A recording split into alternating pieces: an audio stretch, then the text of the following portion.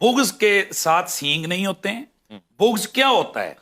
बुग़्ज़ ये होता है कि आप किसी भी ममदू की अजमत और शान में से कीड़े निकालें, और ये एक बड़ा पुराना मौला कायनात के जमाने से ये चीज चल रही है भाई, ये कोई नया काम नहीं है। उस बुग़्ज़ का क्या आलम होगा कि मौला कायनात के नाम पर नाम रखने वालों के सर उड़ाए जाते थे। अल्लाहु अकबर। क्या ये अस्माउर रिजाल की मुस्तनद अहले सुन्नत की किताबों में मौजूद नहीं है? उस बुग़्ज़ का क्या आलम होगा कि मिंबरों पर बैठकर मौला कायनात पर सबो शतम होता था।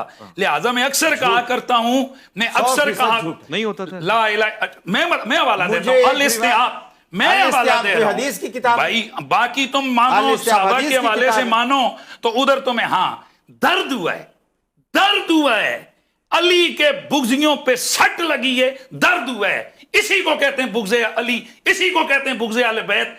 मैं कह रहा हूं कि उन जालिमों ने क्या मौला कायनात के ऊपर कुफर का फतवा नहीं लगाया? खवारिज अल्लाहु ने अकबर। गाली देना छोड़, जो अली को काफिर कह सकते हैं, जो अली के ऊपर शिर्क का फतवा लगा सकते हैं, क्या उनसे वहीद है कि वो गालियां दें? और मैंने तो नाम नहीं लिया कि किसने दी है, खुद बोलें कि किसने दी है। असल बात यह है कि हमें बर्दाश्त करना चाहिए। या उठाओ इन सारी किताबों को उठाकर दरिया के अंदर बहाओ, अल इस्तिआब को उठाओ, इब्ने हजर को उठाकर फेंको। ये सारे वो हैं कि जिन पर तुम्हारा अस्माउर रिजाल खड़ा है, सारे का सारा उन्होंने लिखा है और ये चीज मौजूद है। आपका नंबर आएगा, बोलिएगा बेशक, आपकी तरफ आना है, मौजूद है इसमें।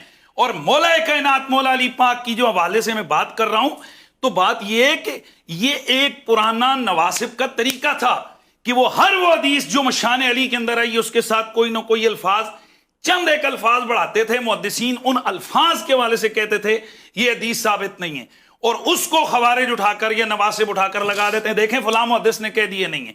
असल इस हदीस के साथ भी प्रैक्टिस की गई है। इस हदीस को भी मजरू करने के लिए इसके आगे पीछे अल्फाज बनाए गए, अना मदीनतुल इल्म व अबू बकर ने सासुआ वगैरह। ये इस्माइल उस्तरबादी की घड़ी हुई जो रिवायत है, इसके ऊपर वाज़ेह तौर पर मौजू का हुक्म